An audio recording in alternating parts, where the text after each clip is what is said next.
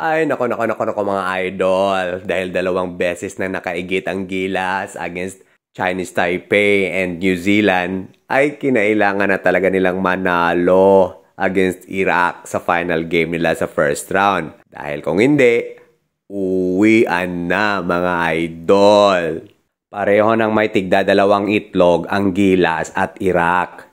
Ang mananalo sa kanilang salpukan mga idol ay magiging third placer sa Group D at aabante para sa qualification para sa quarterfinals against the second placer naman ng Group C na posibleng China o di naman kaya Jordan.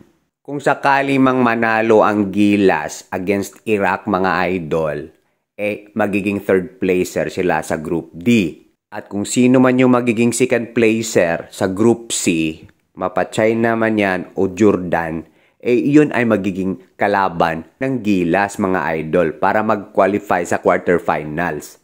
At kung sino man yung mananalo doon mga idol, ay haharapin nila ang number 1 seed ng Group A na posibleng ang defending champion Australia. Pinaghaharian ng Boomers mga idol itong FIBA Asia Cup. Sila ang nag-champion noong 2017 at 2022. At posibleng sila pa rin nagpag-champion sa taong ito dahil sobrang lakas ng kupunan nila mga idol. Takits na lang mga idol sa Sabado. Ganap na alas 4 ng hapon. Gilas up against Iraq.